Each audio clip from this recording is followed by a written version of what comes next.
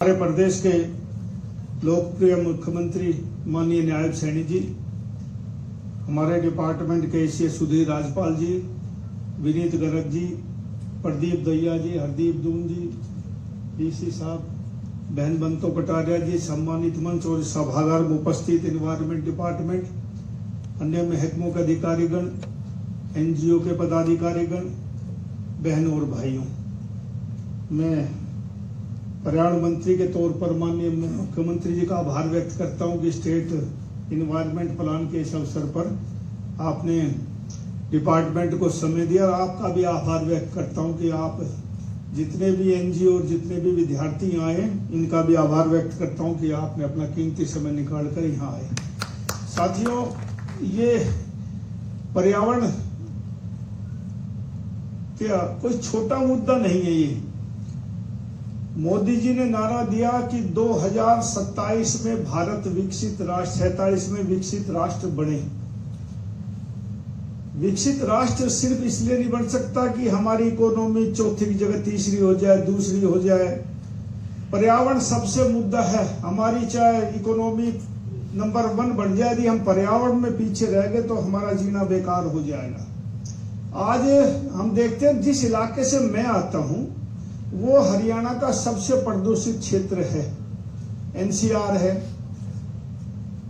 2-3 महीने काम बंद हो जाते हैं, एनजीटी की तरफ से काम बंद हो जाते हैं। इन बरसात के दिनों को मैं मान लूं कि 70 दिन छोड़कर हमारे इलाके का AQI 200 से 500 तक रहता है।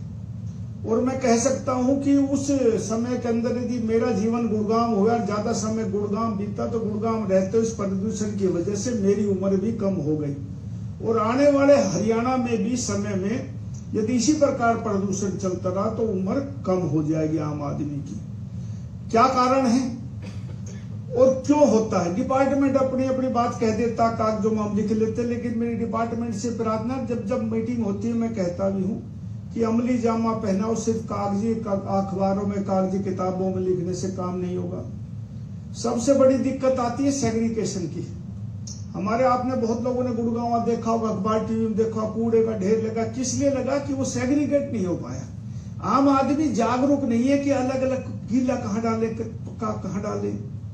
सिंगल यूज प्लास्टिक, पॉलीथीन, ये 2013 से हरियाणा में बनना और बिकना बैन है। ये हमारी सरकार आने से पहले बैन है, लेकिन आज हर दुकान पे चले जाओ, हर मॉल में चले जाओ, हर रेहड़ी पे चले जाओ। हमने क्या कोशिश करी भाई?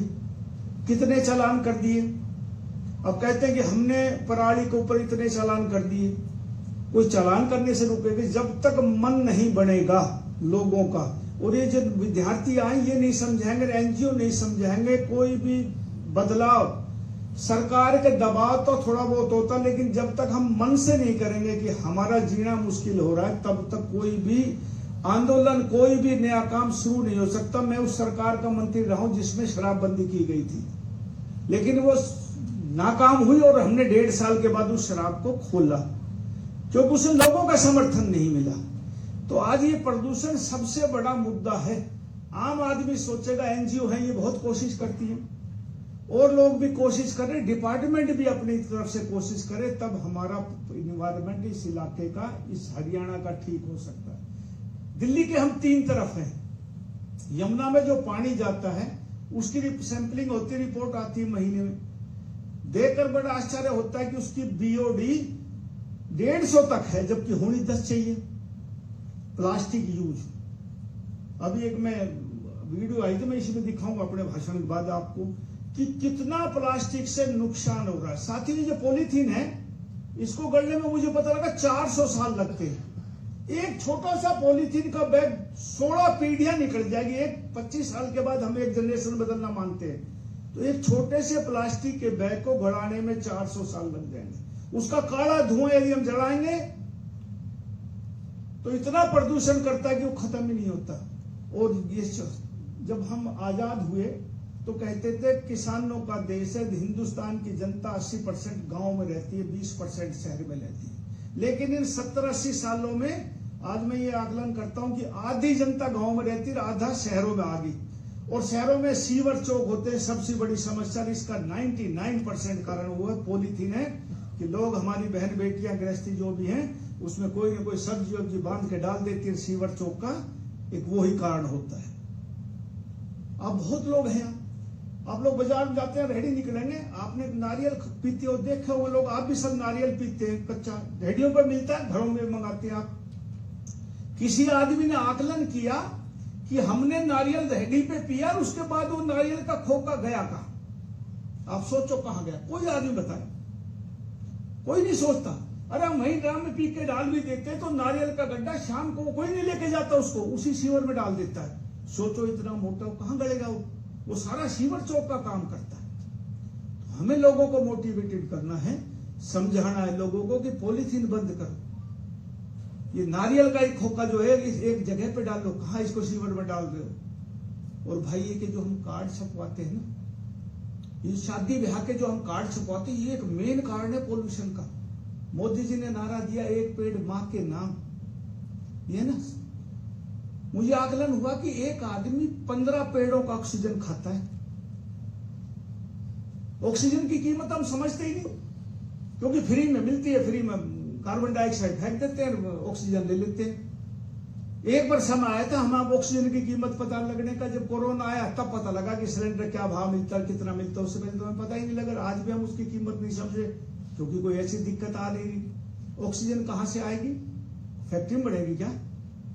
अरे पेड़ों से बनती है, पेड़ लगाओ। पेड़ हमने सर्वे कराए एजेंसी से 2017 में।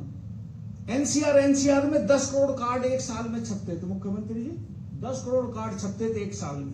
आज 2025 है, और मैं ये मानता हूं कि 2025 में 10 करोड़ भी कार्ड मान लेता हूं तो 10 करोड़ कार्ड नहीं छपते अब 7 करोड़ कार्ड छपते, 3 करोड़ सूटकेस छपते, बड़े बड़े अटैची, जिसमें इलायची, सुपारी, खुशबू, बादाम, पिस्ता, पता नहीं क्या क्या, अपनी संपन्नता के अनुसार वो लेके आधा आदमी लेके आता है। हैसियत कंसर जिसकी कीमत कम से कम 3000 होती है।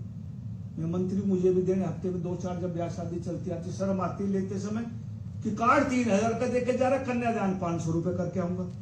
लेकिन वो नहीं समझ रहा, वो अपनी संपन्नता दिखा रहे। कार्ड कहां से आता है? कार्ड आता है कागज से। कागज कहां से आता? पेड़ कटने से। आज हम सब संपन्न लोग बैठे हैं, पढ़े लिखे हैं। आज भी यदि आज के दिन में यदि किसी के घर में दुख की घड़ी आ जाए तो हम कार्ड छपवाते हैं क्या?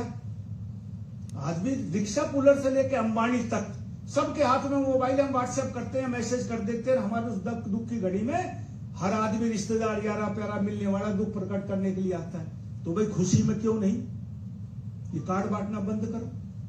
आज मुझे जरूरत है, मेरे कार्ड पे आ रहे हैं, कल आपको जरूरत होगी, मैं आपके उसे मैसेज पा जाऊंगा। यही कार्ड था, पहले पीले चावल चलते थे, संपन्नता आई, कार्ड छपने लग गए। अब और मॉडर्न जमाना आ गया, सबके ये है। मुझे याद है मैं 2016 में रेवाड़ी में ऐसी भाषण दे रहा, रामविलास जी मिनिस्टर थे, कई एमएलए, मेरे दादाजी की बरसी थी 24 नवंबर को। मैंने ऐसे ही कहा कि कार्ड छपवाना बंद करो। एक बुजुर्ग आदमी खड़ा हो गया, उन्हें कहना, राव साहब आप बंद करो पहले। मैंने कहा मैं ही प्रतिज्ञा करता था, मैं ही बंद करूंगा। और मैंने 2 शादियां करी, बेटे और बेटी की, एक भी कार्ड नहीं छुपा। हजारों लोग आए भाई, आप लोग क्यों नहीं कर सकते? लोगों को समझाओ।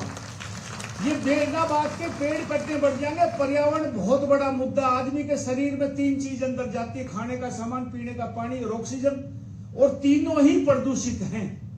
अकेले सरकार या डिपार्टमेंट नहीं कर पाएगा। जब तक, ये तो कोशिश कर सकती है सरकार, डिपार्टमेंट कोशिश कर सकता है, लेकिन जब तक आम आदमी, एनजीओ मोटिवेटेड नहीं होंगे ना, प्रदूषण ठीक नहीं हो सकता। ये बहुत बड़ा मुद्दा है राष्ट्र का, और हमने यमुना साफ करनी है। मोदी जी का नारा है, आने वाले बच्चे हमारे किस आबो हवा में सांस ले, हम विकसित राष्ट्र बने, हमारा स्वास्थ्य अच्छा हो, इस बारे में गहन चिंता का विषय है।